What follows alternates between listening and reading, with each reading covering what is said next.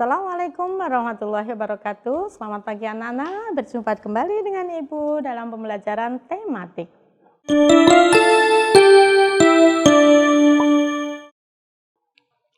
Pagi ini kita akan pelajari tentang tema 7, subtema 1,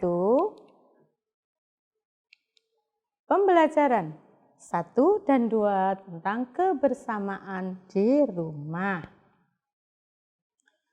Pada pembelajaran yang pertama, kita akan mempelajari tentang yang pertama memahami isi dongeng dan fabel, mengenal pecahan, dan menentukan kuat dan lemah bunyi. Mari kita perhatikan teks di bawah ini. Di rumah Siti ada ayah, ibu, Siti, dan Ali. Mereka sering makan malam bersama. Ayah Siti sering bercerita usai makan malam. Siti dan Ali menyukai cerita binatang. Siti anak yang rajin di sekolah.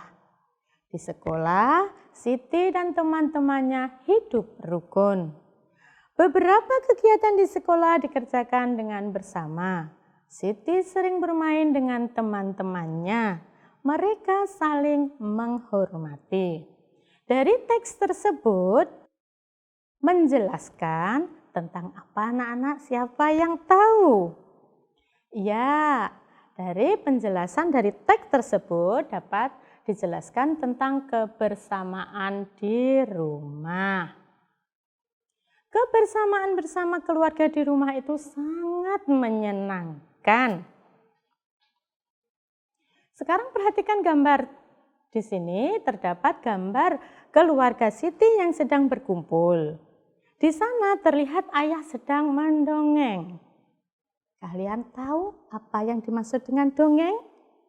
Ya, dongeng adalah cerita rakyat yang berisi khayalan atau fiktif, yang turun-temurun yang berasal dari nenek moyang.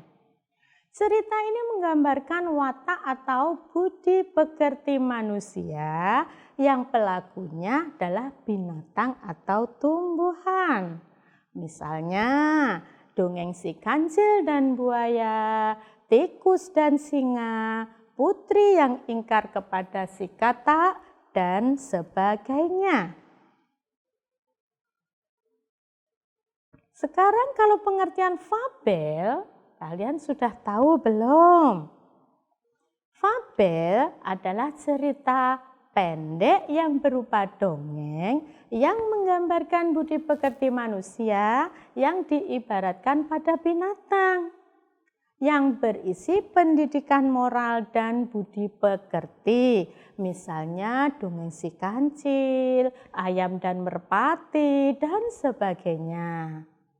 Anak-anak, supaya kalian dapat memahami isi dongeng atau fabel dengan baik, kalian harus mendengarkannya dengan seksama. Nah, sekarang perbedaan antara dongeng dan fabel. Mungkin kalian bingung, apa sih perbedaannya? Kelihatannya sama. Tetapi di sini Ibu akan menjelaskan tentang perbedaannya. Kalau fabel memiliki ciri khusus, yakni di dalamnya menceritakan tentang kehidupan hewan yang berperilaku layaknya manusia. Kalau dongeng itu berbentuk sastra atau tulisan lama yang bercerita tentang suatu kejadian yang luar biasa dalam bentuk khayalan semata yang sulit dipercaya kebenarannya. Sekarang materi yang kita selanjutnya adalah mengenal pecahan. Perhatikan gambar berikut. Di sini ada sebuah donat yang masih utuh, kemudian kita potong menjadi dua. Potong yang menjadi dua ini disebut setengah. Tetapi donat yang bawahnya itu ketika donat yang utuh tersebut kita potong yang tidak sesuai atau tidak persis di tengahnya, itu bukan setengah. Jadi, sebuah donat yang dipotong menjadi 2 bagian yang sama besar, setiap potongan donat menunjukkan 1 bagian dari 2 bagian yang sama besar, itu artinya setiap potongan bernilai 1/2, 1/2, atau setengah.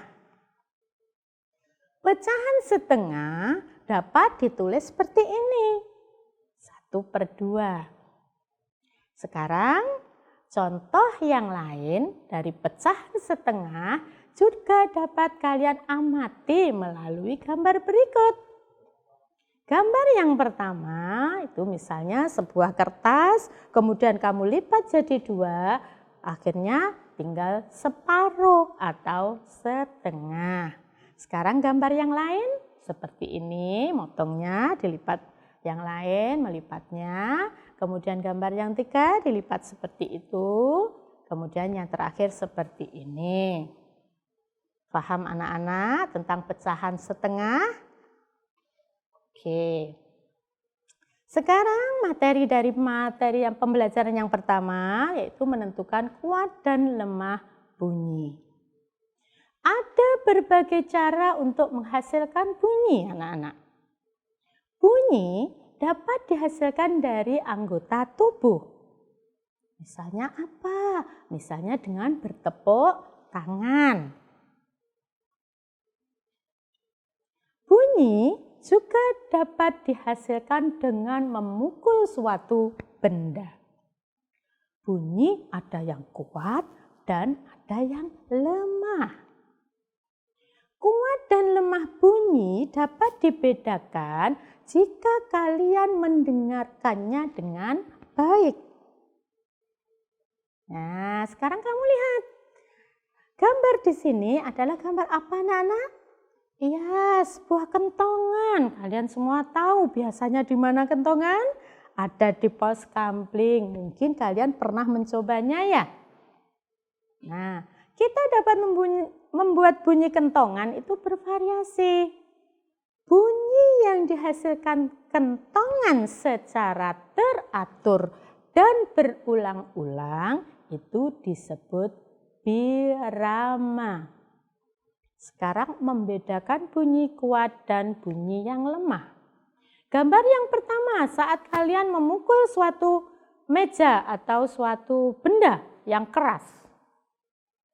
Ya, yang kedua adalah saat kalian bertepuk tangan. Dapat kita ketahui anak-anak, jika 2 bunyi di atas dibandingkan, maka bunyi yang pertama itu lebih kuat bunyinya daripada bunyi yang kedua. Sekarang pembelajaran selanjutnya, ya, kita menginjak pada pembelajaran yang kedua. Kita akan bermain menjaring ikan. Banyak jenis permainan air, salah satunya adalah permainan menjaring ikan. Permainan ini dilakukan secara kelompok. Tapi sebelum bermain, kalian harus berlatih berjalan di air terlebih dahulu.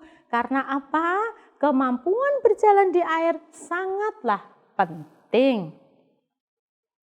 Sekarang mari kita amati. Kita mengamati apa?